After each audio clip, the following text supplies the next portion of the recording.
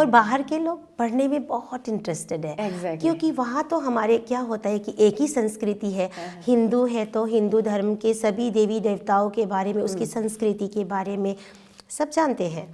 लेकिन जब अरुणाचल की बात आती है, पूर्वोत्तर की, ये बहुत अलग है। अरुणाचल में ही 26 जनजातियाँ हैं, उनकी उप जनजातियाँ 80-100 है। सबके रहन सहन और पर्व त्योहार सब अलग अलग है।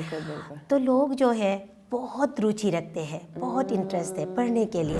पूरी तरह अभी समय लगेगा मुझे लग रहा है क्योंकि लोग पढ़ते ही नहीं, पढ़ते बहुत कम है। अगर ये दारू होता तो जल्दी बिक जाता। पुस्तक की बिक्री बहुत स्लो होता है कि हमारे लोग पढ़ते नहीं है ना। कि आज समाज के हर तबके के लोग नारी सम्मान, नारी सशक्तिकरण आदि के बारे में बड़ी बड़ी बातें कर रहे हैं। नेतागण अपने राजनीतिक फायदे के लिए इसी मुद्दे पर जोर शोर से भाषणबाजी करते हैं।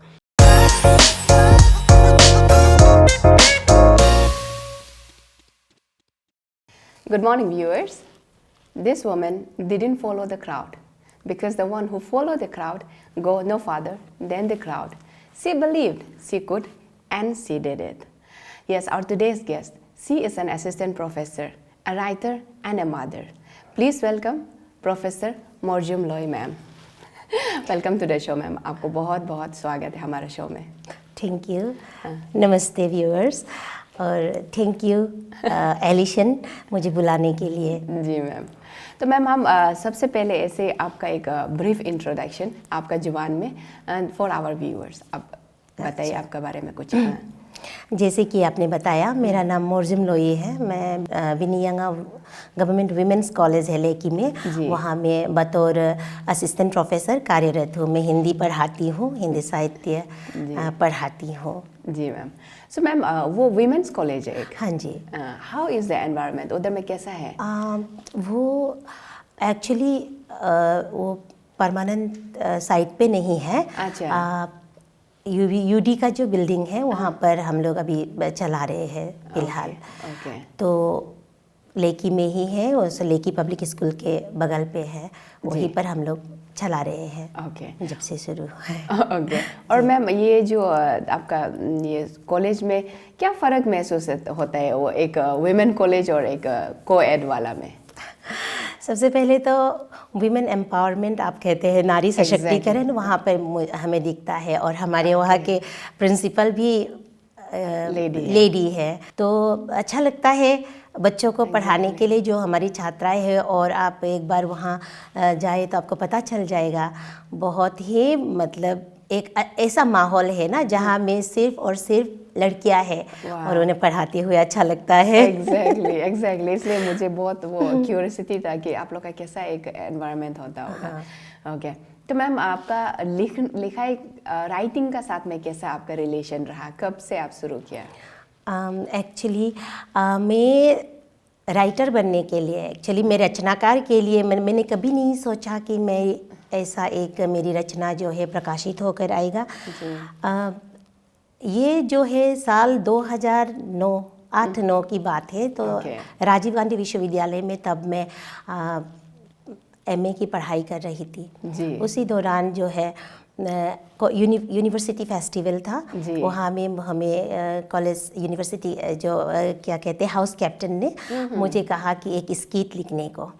तो मैंने वो स्कीट लिखने को मतलब 2 घंटे के अंदर मैंने इसे एक स्किट तैयार करके लिख दिया। और ये सुखद आश्चर्य की बात है कि जब हमने वो स्किट को मंचन किया, उसको उस पर अभिनय किया, तो पहले तो मैंने उन लोगों को बताया कि ये ऐसे ऐसे होना चाहिए। तो उन लोगों ने क्या किया कि अभिनय भी आपको करना पड़ेगा, एक्टिंग। तो ये तो मेरे लिए पहली दफ़ा मैं कर रही थी, तो मैंने प्रयास किया और उस स्कीट को जो है सेकंड मतलब पोजीशन आया। और उसके बाद सेकंड पोजीशन आने के बाद उस स्कीट के लिए, उस ड्रामा के लिए मुझे जो है बतौर बेस्ट एक्ट्रेस का खिताब मिला। तो एक होता है ना, अरे मैं लिखती हूँ और मेरा लिखना जो है लोग पसंद कर रहे हैं, ये एक मतलब पहला थॉट या विचार मेरे मन में आया, और मैंने उसे जो है, जब मेरे पास लैपटॉप उस समय तो लैपटॉप नहीं थे, जब मेरे पास वो लैपटॉप आ गए तो मैंने उसको टाइप करके रखा, और मैं चाहती थी कि ये प्रकाशित होकर आए। मैं एकदम एक एकांकी के रूप में मैं प्रकाशित करवाना चाहती थी। और जब मैंने इसे अपने प्रोफेसर है विनोद कुमार मिश्र जी है, वो मॉरिशस सेक्रेटरीट में सेक्रेटरी रह चुके हैं, तो मैंने सर को बोला था कि सर मैं इसे प्रकाशित होते देखना चाहती हूँ। तो सर ने बोला थीम अच्छी है, लेकिन उसमें क्या है कि एक स्त्री को जो है पति द्वारा शोषण किया जा रहा था, और उसी शोषण के समय में मतलब उसकी मौत हो जाती है। और सर ने मुझे बोला कि आपकी स्त्री को, आपकी जो है पात्र है, उसको मरने मत दो, मतलब उसे मत मारो। तो मैंने कहा इसे तो मैंने मारकर ही मैंने मतलब लिखा था, तो फिर कैसे उसको जिंदा किया जाए। तो मैंने उसे बाद में कहा कि बच्चों के माध्यम से उसे जीवित कर दिया जा सकता है, ऐसे सोचा था। फिर उसी फेसबुक में, बहुत फेसबुक एडिक्ट हूँ, तो फेसबुक में मुझे एक प्रोफेसर मिला राजस्थान से, और सर ने मुझे, दिनेश चारण जी है, डॉक्टर दिनेश चारण जी हैं, सर ने मुझे लिखती हो, मैसेंजर में एक मैसेज आया, सीधा उन्होंने पूछा। तो मैंने कहा मैंने एक प्रयास किया है सर, मैं प्रकाशित किसी पत्रिका, मैगजीन वगैरह में मैं प्रकाशित होते देखना चाहती हूँ। मैं बहुत लंबी जा रही हूँ। बहुत अच्छे, हम लोग आज इसी के लिए प्रोग्राम रखा। तो मैंने सर को वो भेजा, तो सर ने बोला कि ये कहानी बहुत अच्छी है, क्यों ना तुम इसे उपन्यास का आकार दे दो। तो मैंने कहा उपन्यास, और मैं पहली दफ़ा तो मैं डर गई थी कि मैं उपन्यास तो नहीं लिख पाऊंगी शायद, ऐसा। फिर मैं लैपटॉप खोला, मैं लिखती रहती हूँ लैपटॉप में, और मुझे हिंदी टाइपिंग बहुत आती है ना, बहुत मतलब बहुत फास्ट टाइप करती हूँ। तो मैंने टाइपिंग करके बहुत सारा रखा हुआ था।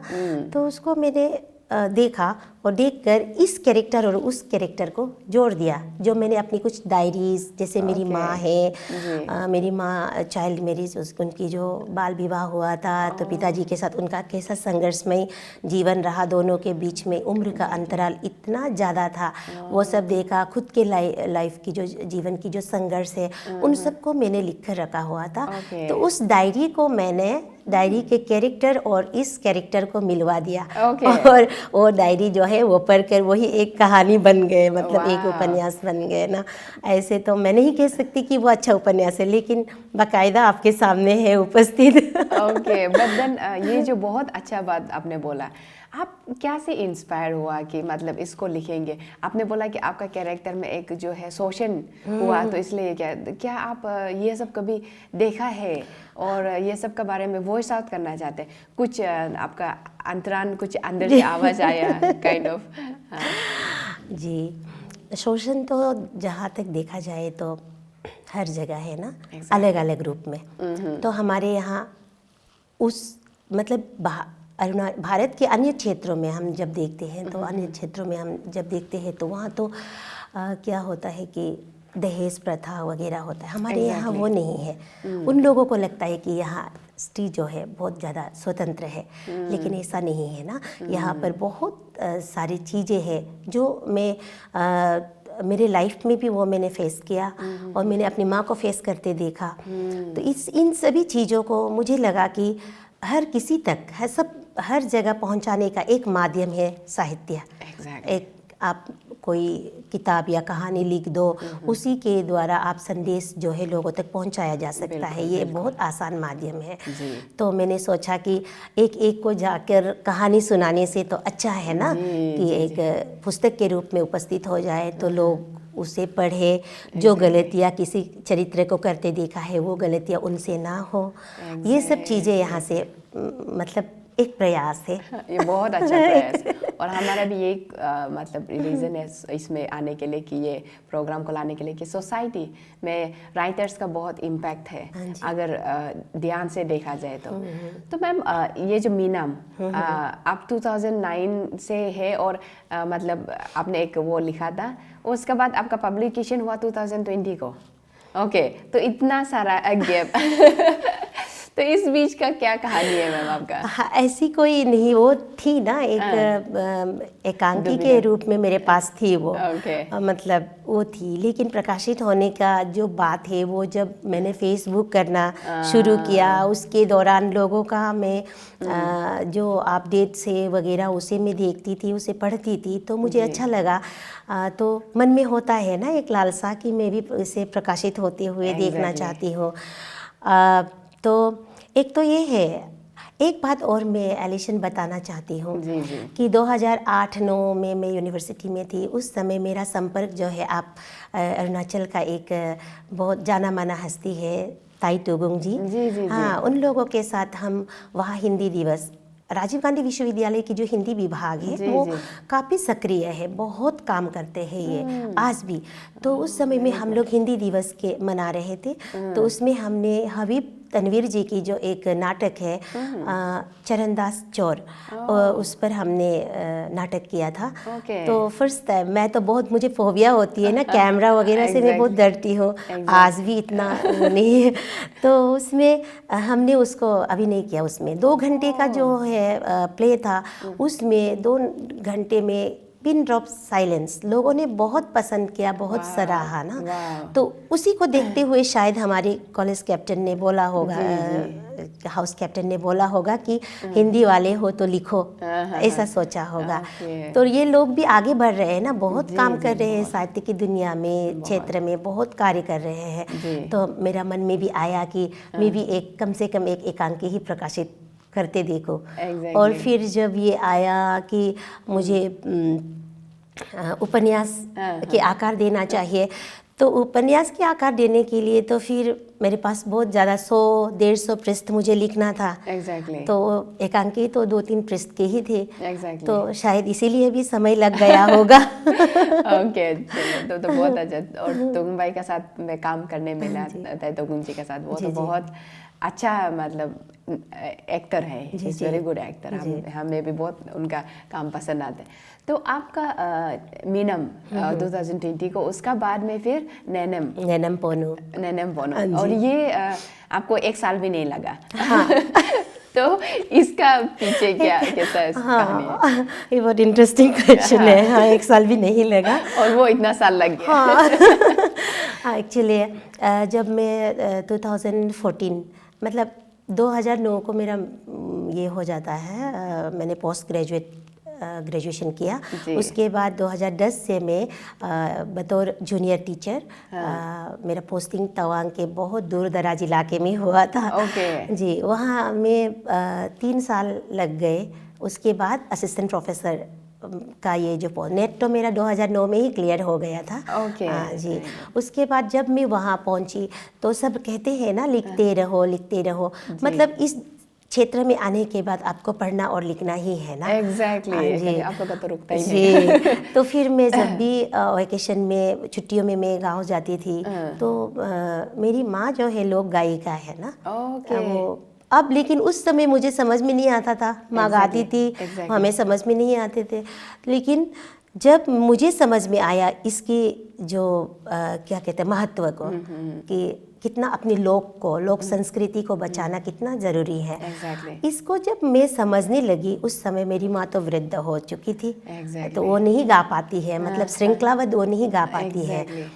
तो एक तो है वो कमज़ोर हो गई है। तो ये एक मेरे लिए मतलब किस्मत की भी बात है कि मेरी जो दूसरे नंबर की बहन है ना, वो गाती है। हाँ, उनकी गीतों को मैंने मतलब रिकॉर्डिंग किया। और एक तो है कि वो उन्हें लिखना नहीं आता ना, वो निरक्षर है। तो मैंने उनके गीतों को कलेक्शन किया था, उसको संग्रहित किया और मैंने उसे देवनागरी लिपि में लिखने का प्रयास किया था। तो ऐसा करके वो मेरे पास एक डॉक्यूमेंट्स रह गए थे। तो मीनम लिखने के बाद मुझे लगा कि मुझे लोकगीत पर भी एक काम करना चाहिए।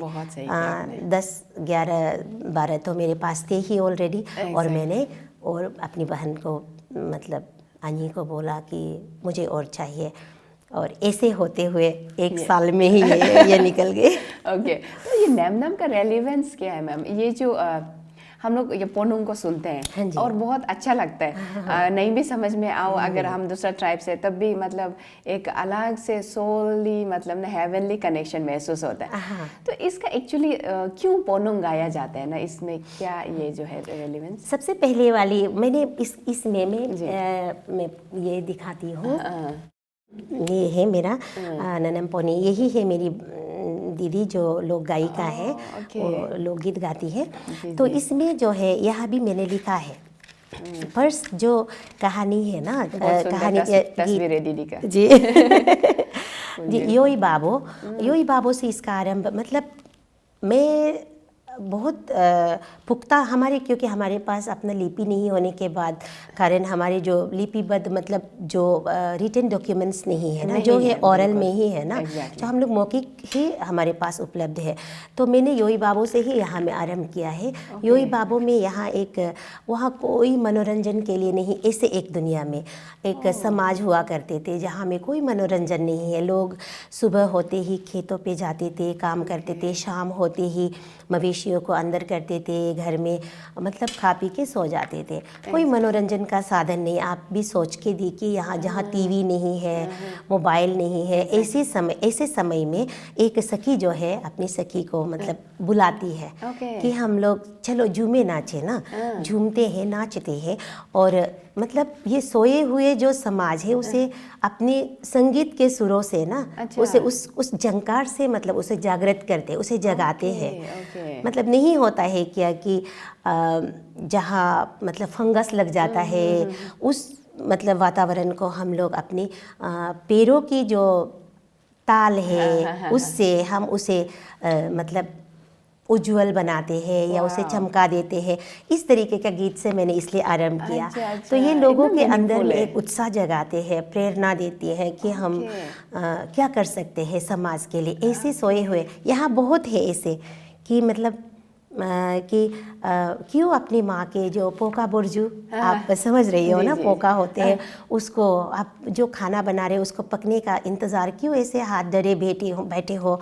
इस तरीके का है ये गीत ना। तो शायद ऐसे ही रहा होगा कि समाज ऐसे था, किसी एक ने तो आरंभ किया होगा। एग्जैक्टली। तो बहुत अच्छा है ये पोनुंग का गाना। और पोनुंग को क्यों गाया जाता है ऐसे नॉर्मल ओकेजन में? अच्छा, आप लोग का गालों में बहुत यूज होता है। हाँ, अलग अलग समय में अलग अलग पोनुंग होता है। जैसे हर्ष के समय, जब आप हर्षोल्लास में, मोपिन के समय में, मोपिन के लिए, अन्न मोपिन का आगमन के लिए उसको कैसे अन्न मोपिन को हम बुलाते हैं और हमारे सुख समृद्धि के लिए वो किस तरीके से, तो उसमें एक होता है ना, अपने अंदर से ही वो आ जाता है, उसके आगमन में झूमने लगते हैं ना उन गीतों को सुनकर। तो होता है वो अलग अलग है। शादी ब्याह का अलग होता है, ये इसमें पूरा श्रृंखलाबद्ध मैंने दिया हुआ है। अब शादी ब्याह का भी है एक, यहाँ में हीरा काबिन कहते हैं ना, ये भी तो लोकगीत है। तो इसमें जो काबिन गाने वाली है वो आगे की जो ज़िंदगी है ना, एक बेटी ब्याह करके जा रही है, उसको आगे की ज़िंदगी के लिए शुभकामनाएं देती है। यही नहीं, उनको वो कहते हैं कि कोपू दारदानम, मतलब कोपू का एक अक्कम पत्ता, आप शायद समझ रही हो, एक पत्ता होता है हमारे अरुणाचल में बहुत उसका उपयोग होता है। तो उन पत्तों को जो है उसकी जो कोपले होते हैं, नए पत्ते होते हैं, उस पत्ते को चुनकर जो है वधू के हाथ में देते हैं और वो उसका आदान प्रदान करते हैं ना वर के साथ जी।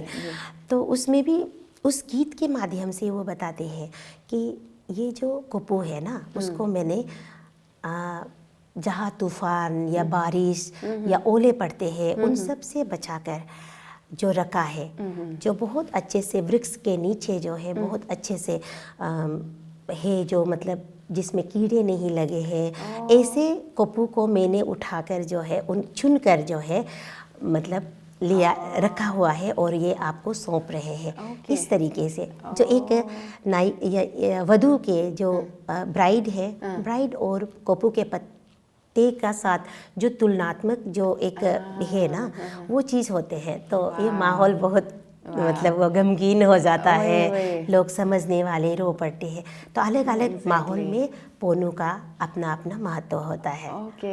जैसे कोई वीआईपी आ रहा है, कोई ना उस समय का वो अलग है, उनको स्वागत कर रहे हैं, ये अलग मतलब एक तरीका है हम आदिवासी लोगों का। जी जी जी, एग्जैक्टली। मैम ये पोनुंग का हो गया, ये जो आपने ये किया, इसको आपको कितना महीना कितना समय लगा टाइप करने में, ये याद करने में? जी, टाइपिंग तो मैंने आपको पहले भी बताया, टाइपिंग में मतलब बहुत एडिक्ट हूँ। मुझे ना हिंदी टाइपिंग बहुत आती है, मतलब यूनिकोड है ना, मंगल यूनिकोड, ये एक उसमें बहुत है, अलग अलग ये है सॉफ्टवेयर होता है। उस टाइपिंग को मैं मतलब बहुत फास्ट टाइप करती हूँ। मैं बहुत अच्छा मतलब करती हूँ। मैं जब भी सुनती हूँ उसे मैं पहले तो हाथ से एक रफली मैं लिख कर रखती हूँ, उसके बाद मैं टाइप करने लग जाती हूँ। उसके बाद मतलब दीदी जो है रहती है आलो में, और मैं ईटानगर में, और लॉकडाउन का समय था। मैंने इसका भरपूर फ़ायदा उठाया लॉकडाउन का।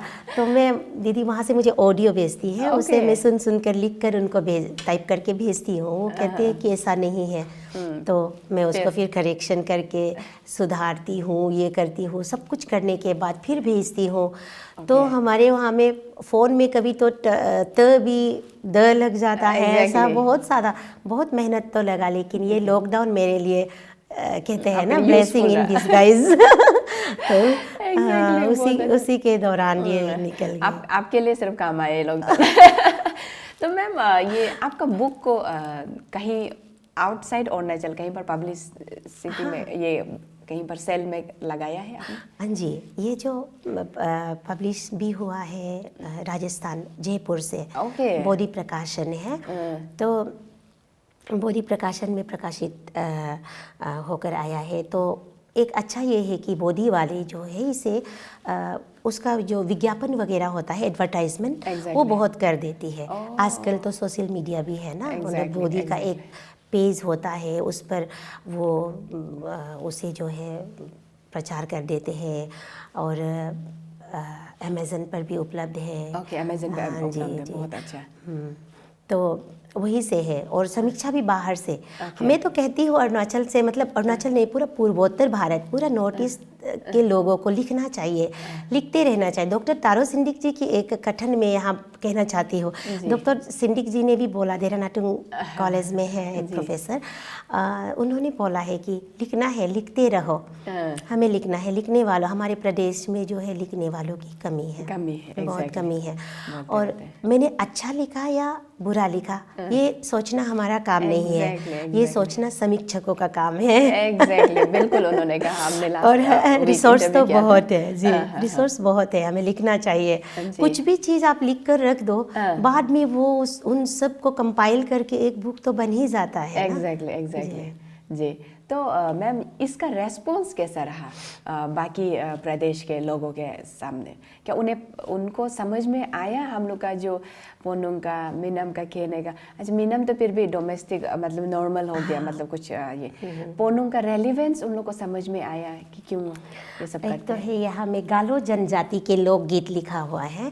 उसके बाद जो उसकी जो इंट्रोडक्शन है, भूमिका जब मैंने लिखा तो लोकगीत कैसे लिखा, गालो कैसे आया, वहाँ से कैसे गोलो योरबो से आया, ये सब चीज़ें जो है उसका जो उन सब चीज़ों को मैंने यहाँ में लिख दिया है। उसके बाद मैंने ननम पोनू को देवनागरी लिपि में एक तो मैंने उसको लिपिबद्ध किया, उसके बाद उसका शब्द का अर्थ लिख दिया, और उसकी सारांश भी मैंने लिख दिया है कि इन शब्द का। और जैसे मिठुन, मिठुन हम जब कहते हैं तो उन लोग कोई किसी प्रदेश के लोगों को समझ में नहीं आता है मिठुन क्या है, तो हम उस चीज़ को भी मैं पिक्चर भेजती हूँ। उसके बाद वो किन कामों में, यहाँ में शादी ब्याह में आदान प्रदान का ये जरिया है, इस तरीके से सब कुछ दिया हुआ है इसमें।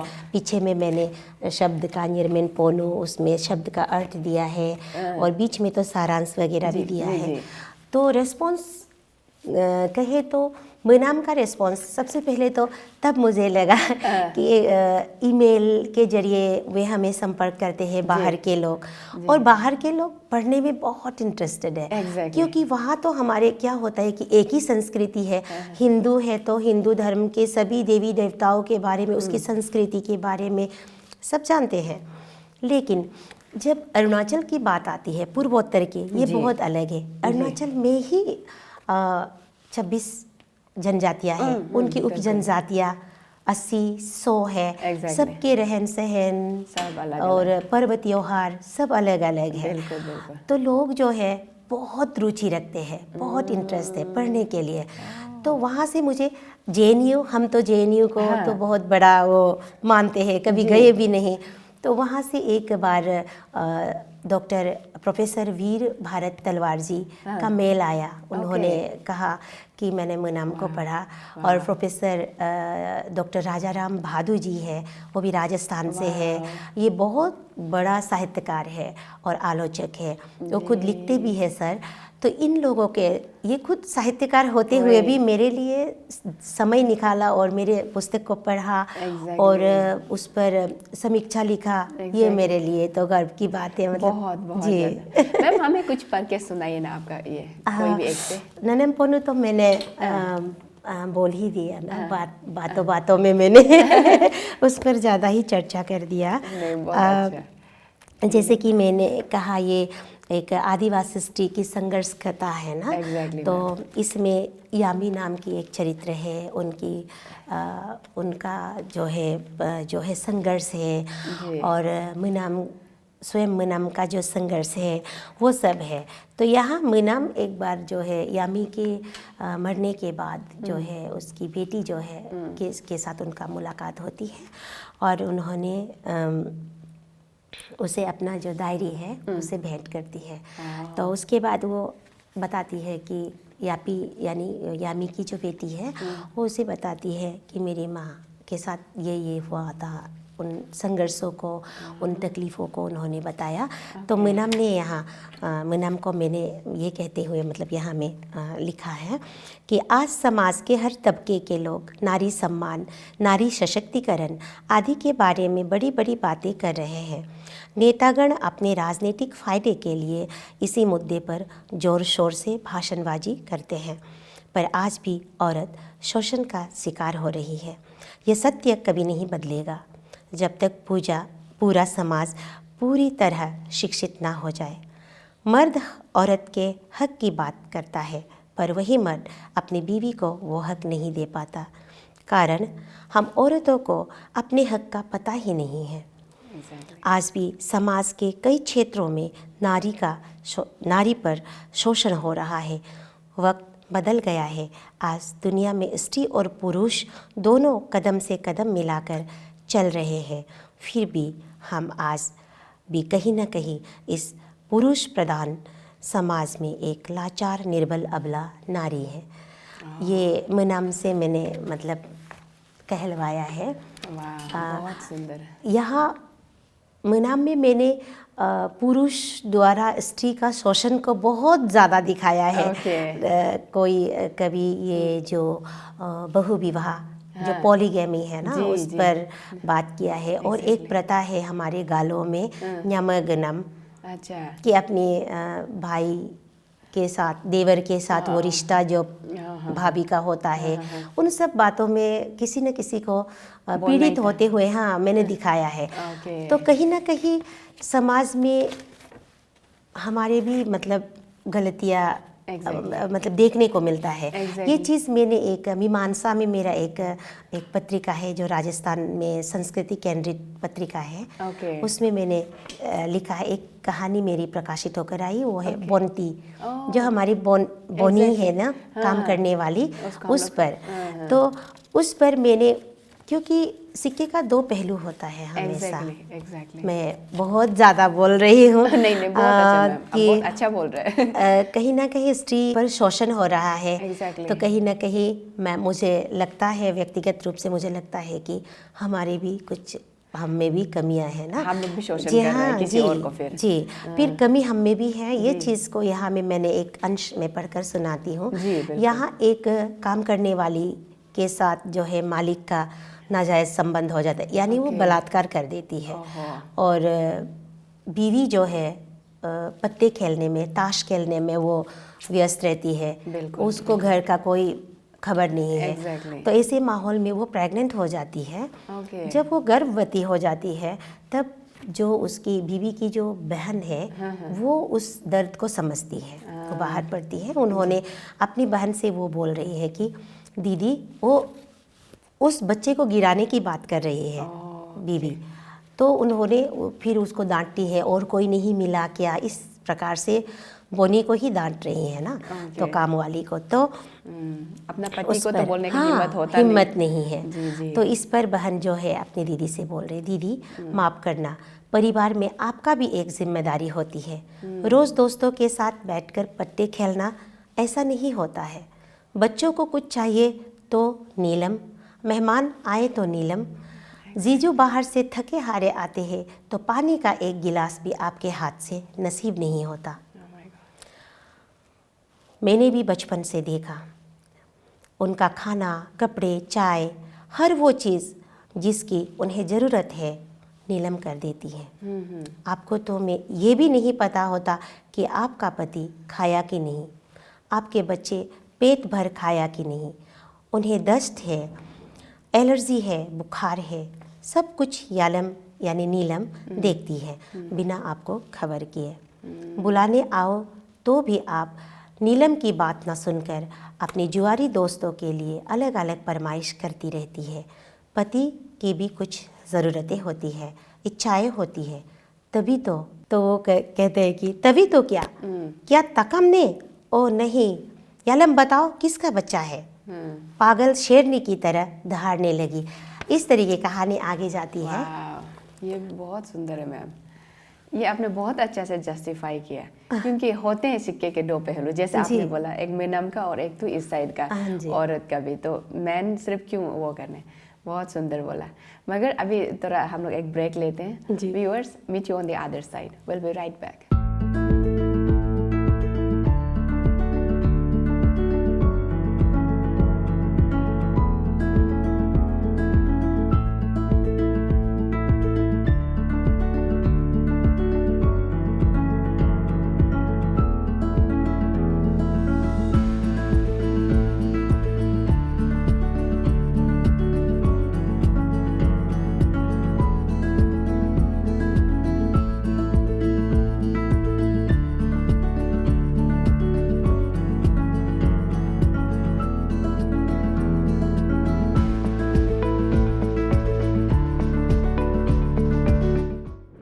Welcome back to the Authors with Alison Valley. Today we are in conversation with Professor Morjum Loy ma'am. Ma'am, जैसे आपका उसने बोला है कि वुमेन एम्पावरमेंट को बहुत मतलब ये इम्पोर्टेंस दिखा के, और आपको बहुत कीन ऑब्जर्वेशन का साथ में आपने लिखा कैसा समाज में ये सब चलता है। तो मैं जानना चाहता हूँ, specially being a mother my self, कि आप समय कैसा मैनेज करते हो। आप एकेडमिशियन है, तीन बच्चों की मम्मी है, तो और राइटिंग, ये सब कैसे आपका, how your day rolls in. Mummy तो एक बच्चे की माँ होने से भी मम्मी का रोल बहुत ज़्यादा, मतलब हम मम्मियाँ ही समझ सकते हैं। मीनाम जब मैं लिख रही थी उस समय मैं मैटरनिटी लीव में थी। मतलब लिख रही थी, मतलब वो काम जब चल रहा था तो मैं मैटरनिटी लीव पर थी। मैटरनिटी लीव 6 मंथ की मैटरनिटी लीव का मैंने भरपूर फ़ायदा उठाया, उसका लाभ उठाया। एक तो ये है, मैं सुबह, ये बहुत मतलब फ़नी है कहने से कि सुबह में बहुत जल्दी मुझे उठना पड़ता है, क्योंकि बच्चे हैं कि रात भर जागते, मैं जितनी देर जागूँ ये भी जागते हैं। तो सुबह में 5 बजे, कभी कभी 5 से भी पहले उठ जाती हूँ, और बीच में से बिना आवाज़ किए मुझे चुपचाप निकलना है। निकल के मैं अंधेरे में जाके दूसरे रूम पे चली जाती हूँ और वहाँ पे मैं लैपटॉप ऑन करके, कभी कभी तो होता है कि काम शुरू करने से पहले मुझे पेन की ज़रूरत होती है और वो पेन नहीं दिख रहा होता, और मुझे बिना आवाज़ किए उन लोगों को नहीं जगाना है कि ये जगेंगे 8 के बाद, क्योंकि सोती बहुत देर से है। 11 के बाद 12, कभी कभी 1 बज जाते हैं। और ये सब घर सुबह जो उठती है 8 बजे के बाद, कभी कभी 9 भी बज जाता है। तो इस अंतराल में मुझे अपना काम करना है। तो इस अंतराल में मुझे अपना काम करना है। तो मैं वो सब चीज़ बहुत फ़नी होता है। पूरा लाइट भी ऑन नहीं कर सकता है, ऐसा लाइट बल्ब को मुझे जलाना है जो जिसकी रोशनी जो है उस बेडरूम तक नहीं जाना चाहिए। उसके बाद मैं पूरा ड्रॉअर को देखती हूँ, ये लोग मैं जहाँ रखती हूँ सामान तो वहाँ नहीं होता है एकदम। पेन स्टैंड जो है खाली पड़ा होता है, और जब मुझे खिलौने की भरमार से भीड़ से मुझे उस चीज़ को उठा के निकालना, वो भी बिना आवाज़ किए ना वो होता है। कभी कभी बच्चे जग जाते हैं। छोटी वाली जब बहुत छोटी थी तब मैं एक को पीछे बांध के, एक को गोद में रख के, एक हाथ से ऐसे टाइपिंग करती थी। मेरी दीदी कहती थी इतना मत करो, तुम बच्चों पर अत्याचार कर रहे हो। Exactly, बच्चों को इस समय बच्चों को समय दो।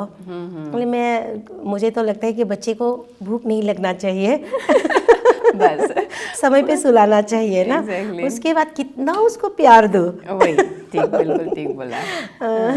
जी तो बहुत मतलब उसके बाद मुझे इन लोगों को खिला पिला के मुझे जाना है, वो भी लेकी। फिर आपको खुद पढ़ना पड़ता है अपना स्टूडेंट्स लोग के लिए, जो कॉलेज के बच्चे हैं उन लोग के लिए। हमारे समय में हमें मतलब लेक्चरर कैसे थे, आके किसी टॉपिक पर लेक्चर दे के चले जाते थे। आज वो नहीं रहा। आज के बच्चे इन लोगों के लिए रात रात भर जागकर खुद पढ़ना, पढ़कर नोट्स बनाकर देना, वो होता है। तो दिक्कत तो होता है। और इन दिक्कतों का सामना करते करते तो मैं पुस्तक तो निकल गई, लेकिन मेरी बच्चे जो है बंदरों की तरह उछल कूद इधर उधर सामान बिखरा हुआ होता है।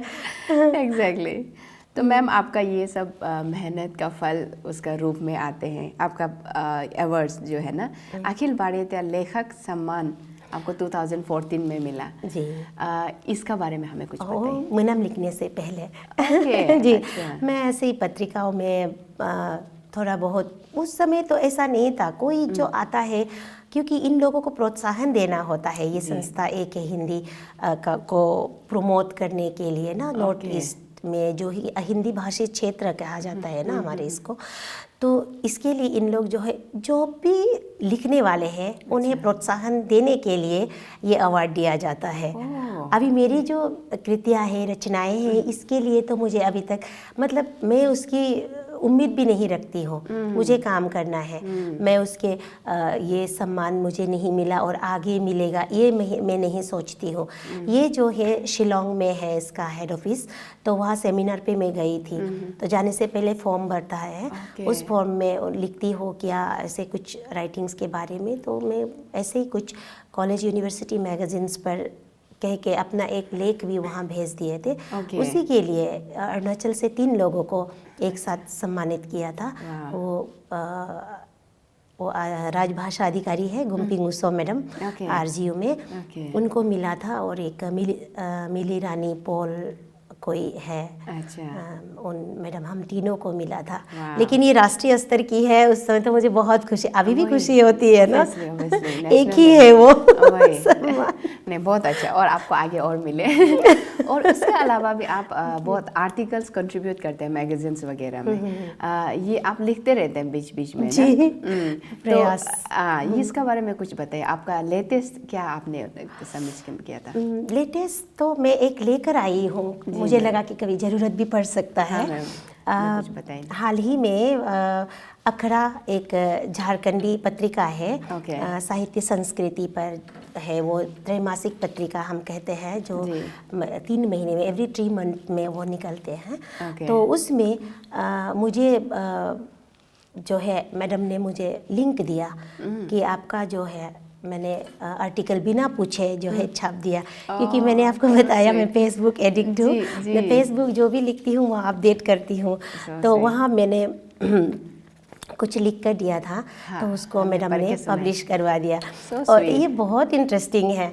मैं जब ईटानगर से जा रही थी ड्यूटी के लिए, तो उस समय ट्रैफिक बहुत था। ईटानगर का ट्रैफिक तो आप समझ ही सकते हो, घंटों बैठना पड़ता है।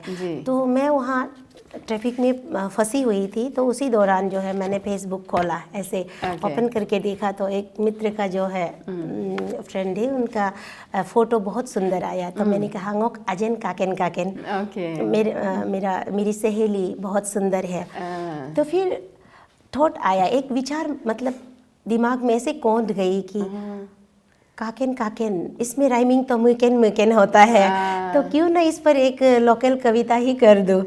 तो मैंने प्रयास किया है, पता नहीं। और इसकी खासियत ये कि एक तो है ये छपकर आ गए, और एक तो है एक मित्र ने इसे कहा कि मैं इस गीत को गाना चाहूँगा, वो गायक है।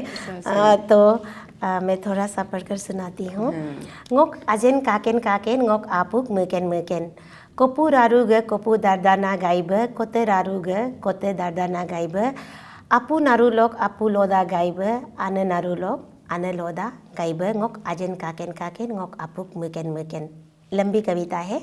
इसका अर्थ ये है कि ये एक गालो श्रृंगारिक कविता है। इसमें एक नायक नायिका की खूबसूरती का वर्णन कर रहा है। वो कहते हैं कि मेरी प्रिया इतनी खूबसूरत है कि उसे देखकर मन प्रसन्न होता है।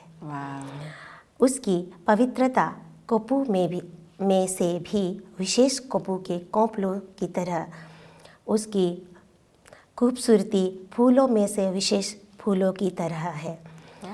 जब समाज की सभी महिलाएं किसी कार्यक्रम आदि में इकट्ठा होती है, अर्थात महिलाओं का समूह किसी गतिविधि में भाग लेता है, तब वो सबसे ज़्यादा हसीन दिखती है, मानो तारों के समूह में ध्रुव तारा चमक रहा हो। जब वो हौले हौले मुस्कुराती है, शोखियाँ घोलती हुई हंसती हुई मेरी ओर तिरछी नज़र से देखती है, तो मेरे तन बदन में सिहरन पैदा हो जाती है। मेरी प्रिया, मेरी सखी बहुत खूबसूरत है, जिसे देख मेरा मन प्रसन्न हो जाता है। वाह, बहुत सुंदर मैम, बहुत सुंदर। आपने ट्रैफिक में इतना सुंदर गाने से, ट्रैफिक में लोग मतलब गुस्सा से बैठते हैं, फ्रस्ट्रेशन में बैठते हैं, हॉर्न बजाते हैं। This is the first time I ever heard कि ट्रैफिक में किसी ने पोएम लिख डाला। So sweet ma'am. मैंने पेन से ऐसे रफली लिखा, और कॉलेज पहुंचते ही क्लास जाने से पहले मतलब ये विचार भी तो अचानक से आता है ना।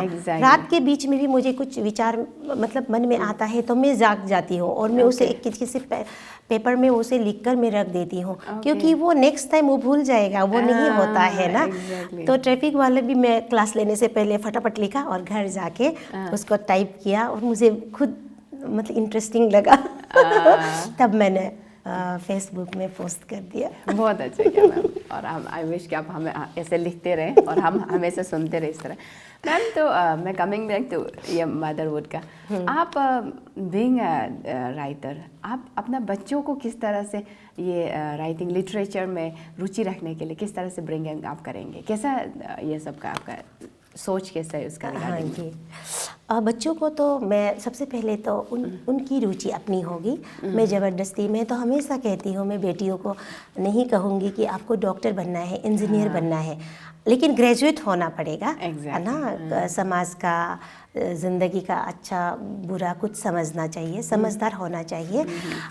इसलिए मैं नहीं कहूँगी कि वो ऐसा ही बनना है। राइटर बनने के लिए भी मैं नहीं कहूँगी, लेकिन मुझे लगता है कुछ कुछ इनमें वो हो रहा है।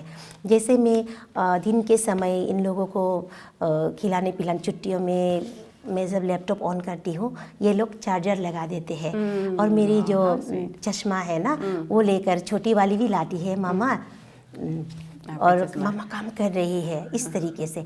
और ये अपने खिलौने वाले लैपटॉप खोल के वो भी बैठ देती है।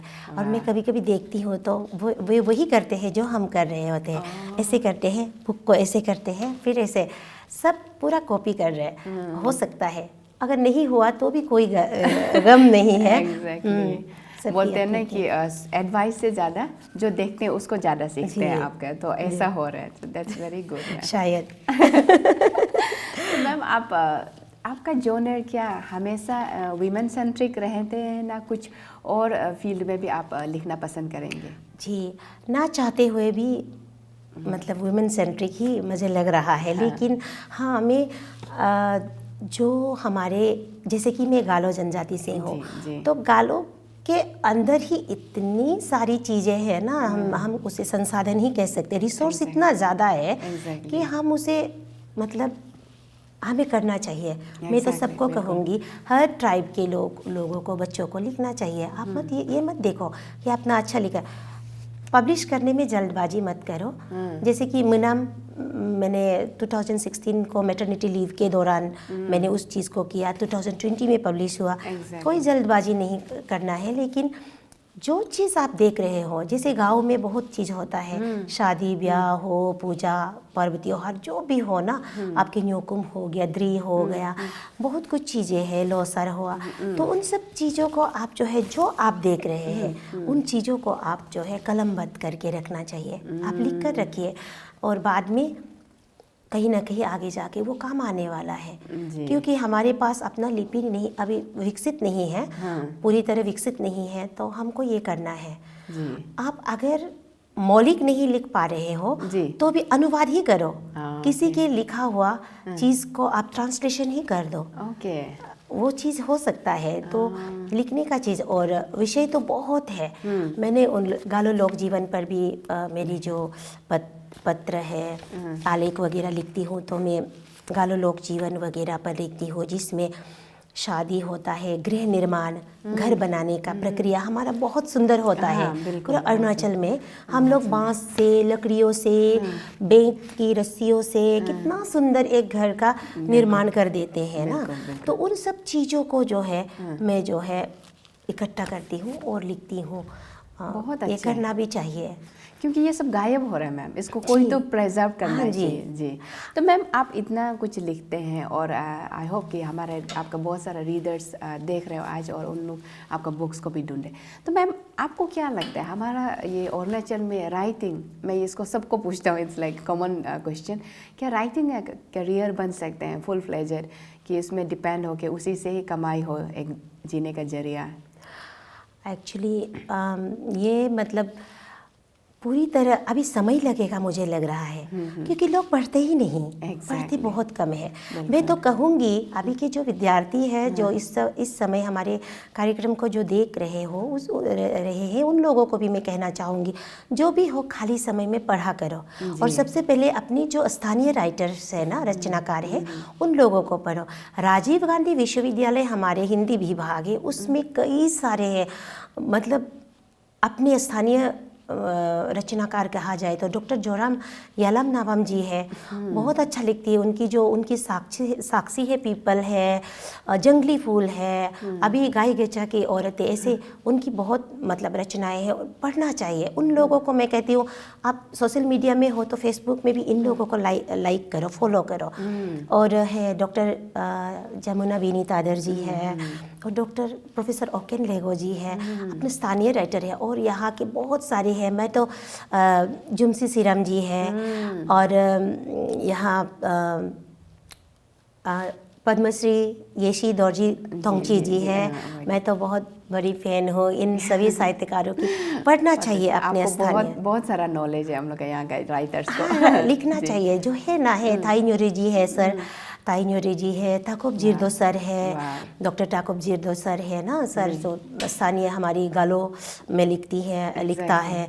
तो और है लुमर दाई जी है, मामांग दाई जी। मैं तो अन्य मतलब अंग्रेजी में मतलब अभी तो मैंने सिर्फ मामांग दाई जी का पढ़ा है।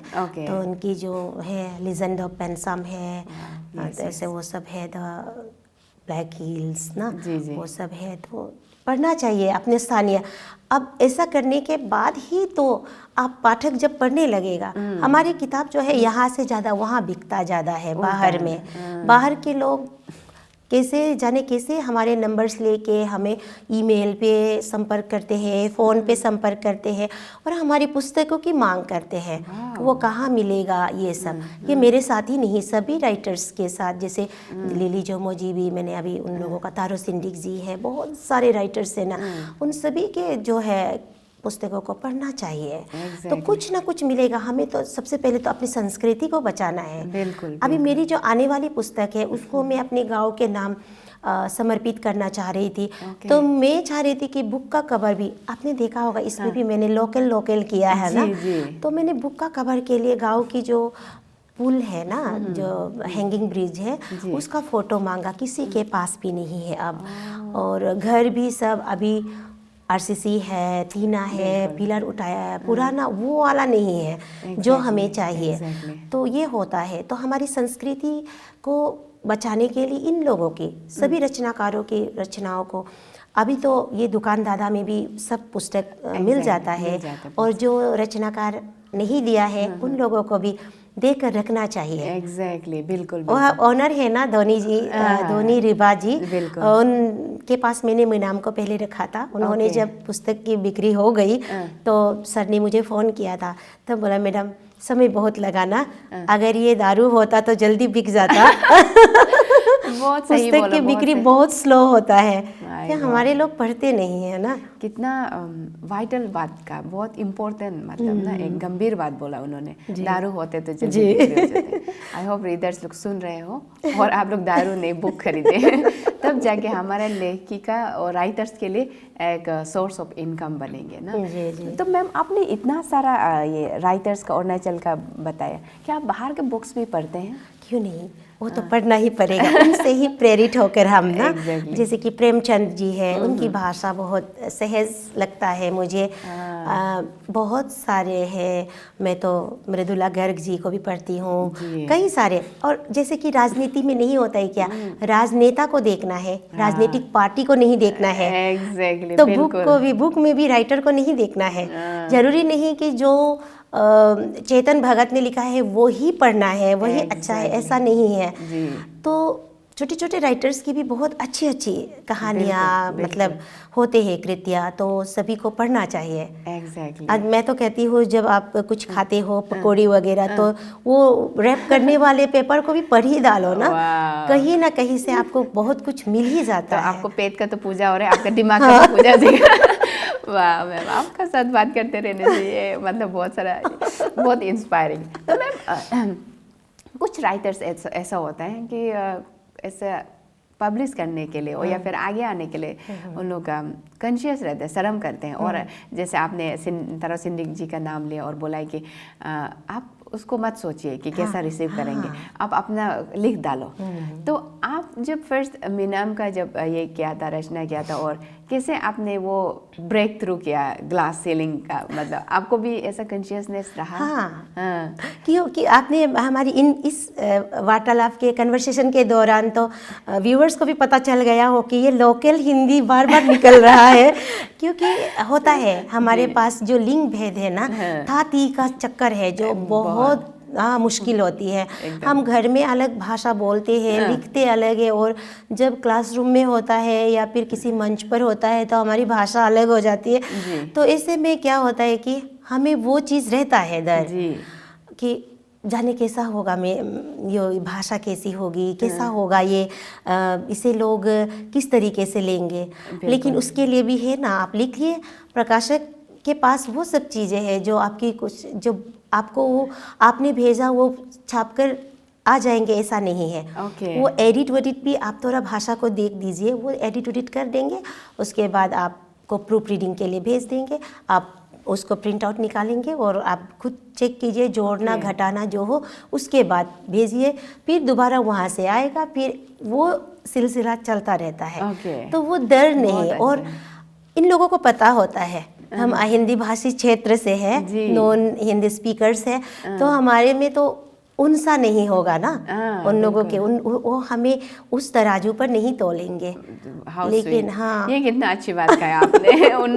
And that is what we all are afraid कि जज करेंगे आदमी, अरे बड़ा आया बुक लिखने वाला, इतना तक को कि आपने बोला ताती का भी नहीं समझे। तो ये एक आई होप लोग ये टेक बैक करें। तो मैम मेरा नेक्स्ट सवाल ये रहेगा कि हमारा यहाँ का जो यंग राइटर्स को जो लिखने के लिए इच्छा करें, उनका पास उनको क्या अभी से प्रिपरेशन काइंड ऑफ जब बुक करने से पहले क्या करना चाहिए, उन लोग का होमवर्क क्या होना चाहिए उन लोग का? हाँ, वही मैं ये रिपीटेशन भी मतलब लग रहा है, लेकिन वही है कि लिखते रहो।